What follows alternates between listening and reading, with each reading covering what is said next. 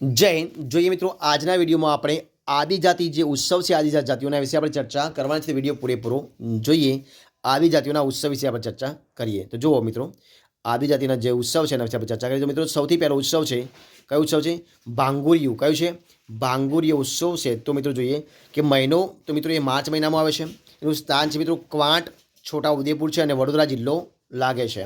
ત્યારબાદ મિત્રો આપણે એનું વર્ણન કરીએ તો મિત્રો એનું વર્ણનમાં થાય છે કે હોળીની જ્યારે શરૂઆત થાય તો એ શરૂઆત પહેલાં રાઠવા આદિજાતિ જે દ્વારા છે એમના દ્વારા ઉજવવામાં આવે છે અને તે મોટે ભાગે એક સંગીતમય પ્રસંગ છે, જેની અંદર પુરુષો અને સ્ત્રીઓ રંગીન પોશાક પહેરે છે અને ગામડાના બજાર વિસ્તારમાં સંગીતના સાધનો સાથે નૃત્ય કરે છે। ત્યારબાદ જોઈએ આપણે બીજા નંબરનું ગીરનો મેળો। કયું છે મિત્રો? ગીરનો મેળો મહિનો છે મિત્રો એનો માર્ચ મહિનામાં આવે છે। સ્થાન છે એનું ક્વાંટ, છોટાઉદેપુર અને રમડિયા, વડોદરા જે વિસ્તાર લાગે છે। ત્યારબાદ એનું વર્ણન કરીએ આપણે તો હોળી પછીના બીજા દિવસે રાઠવા આદિજાતિ દ્વારા ઉજવવામાં આવે છે આ જે મેળો છે એ, અને આદિજાતિના સભ્યો મોટી સંખ્યામાં ભેગા થઈ અને આ તહેવારનો સૌથી રંગીન છે અને એનો ઉજવણી કરે છે। ત્યાર મિત્રો ચૂલનો મેળો। કયો મેળો? ચૂલનો મેળો એ પણ મિત્રો માર્ચ મહિનામાં આવે છે। એનું સ્થાન છે ક્વાંટ, છોટાઉદેપુર, વડોદરા જિલ્લો લાગે છે। એનું આપણે વર્ણન કરીએ તો હોળી પછી ત્રીજા દિવસે રથવાસીઓ દ્વારા ઉજવવામાં આવે છે અને તે એક આકર્ષક અને રસપ્રદ તહેવાર છે અને જો સભ્યો આગ પર ચાલે છે, જેને આપણે ચૂલનો મેળો તરીકે ઉજવવામાં આવે છે। ત્યારબાદ આપણે જોઈએ ગોળ ગધેડાનો મેળો। કયો? ગોળ ગધેડાનો મેળો તો મિત્રો એ માર્ચ મહિનામાં આવે છે।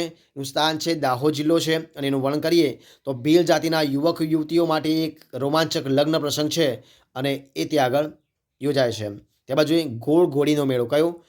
ગોળ ઘોડીનો મેળો તો મિત્રો એ માર્ચ મહિનામાં આવે છે। એનું સ્થાન છે વાંસફોઈ, મહુવા, જે સુરત જિલ્લાની અંદર લાગુ પડે છે, ત્યાં આગળ આવે છે। ત્યારબાદ જોઈએ આપણે એના વિશે થોડું વર્ણન કરીએ મિત્રો। જુઓ તો એનું વર્ણનમાં આપણે જોઈએ તો કે એ વર્ણન છે તો જે હળપતિ, કુકના અને ગામિત જાતિના જે સભ્યો છે એ સભ્યો પૂજાની ટેરાકોટા વસ્તુઓ ખરીદવા માટે સાપ્તાહિક બજારમાં ભેગા થાય છે। ત્યારબાદ મિત્રો આપણે જોઈએ કે ચિત્ર વિચિત્રનો મેળો। કયો?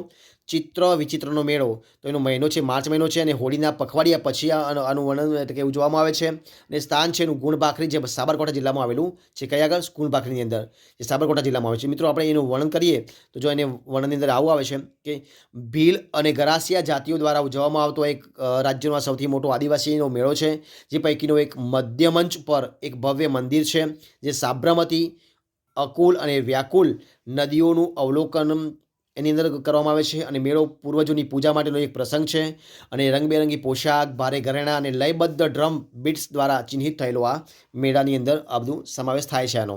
ત્યારબાદ આપણે જોઈએ આગળનો અખાત્રીજનો મેળો મિત્રો જે છે એ માર્ચ મહિનાની અંદર આવે છે અને સ્થાન છે એનું અંબાજી, જે બનાસકાંઠા જિલ્લો લાગુ પડે છે અને એનું વર્ણન આપણે કરીએ તો જે ભીલ ગરાસિયાઓ દ્વારા એની ઉજવણી કરવામાં આવી હતી અને જે સ્ત્રીઓ છે તો એ સ્ત્રીઓ તેમના માથા પર ઘાસની ટોપલીઓ સાથે એનું નૃત્ય કરે છે અને કારણ કે પુરુષો ડ્રમ સાથે તેમની સાથે જોડાયેલા હોય છે। ત્યારબાદ આપણે જોઈએ કે કાલિયા ભૂતનો મેળો। કયો મિત્રો? કાલિયા ભૂતનો મેળો મિત્રો તો એ પણ માર્ચ મહિનામાં એનું ઉજવણી કરવામાં આવે છે। એનું સ્થાન છે અંબાજી, બનાસકાંઠા જિલ્લો અને વર્ણન આપણે એનું કરીએ તો વર્ણનની અંદર એવું આવશે કે ભીલ ગરાસીઓ દ્વારા ઉજવવામાં આવતો એક મેલી વિદ્યાનો નૃત્ય ઉત્સવ છે અને હાથથી બનાવેલા ટેરાકોટા શિલ્પોની નૃત્ય અને ડ્રમબીટ વચ્ચે આ પૂજા કરવામાં એની આવે છે। ત્યારબાદ આપણે જોઈએ મિત્રો ડોંગ દરબાર।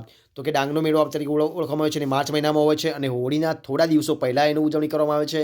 એનું સ્થાન મિત્રો જોઈએ તો આહવા છે, જે ડોંગ જિલ્લાની અંદર લાગુ પડે છે। એનું વર્ણન આપણે કરીએ તો વર્ણનની અંદર મિત્રો જે વર્ણન છે કે બ્રિટિશ સમયગાળા દરમિયાન ઉદ્ભવ્યું, જ્યાં પડોશી વિસ્તારોના રાજાઓ અને સમ્રાટોની સભા દરબારનું મિત્રો જે આયોજન કરવામાં આવ્યું હતું અને એ આયોજનની અંદર જે છે આયોજન કરવામાં આવતું હતું અને આજે આ ઉત્સવ સાથે ઉજવવામાં આવે છે અને જિલ્લા કલેક્ટર આ કાર્યક્રમની અધ્યક્ષતા કરે છે। ઉજવણી માટે જિલ્લાના વિવિધ ભાગોમાંથી મોટી સંખ્યામાં આદિવાસીઓ એકઠા થાય છે।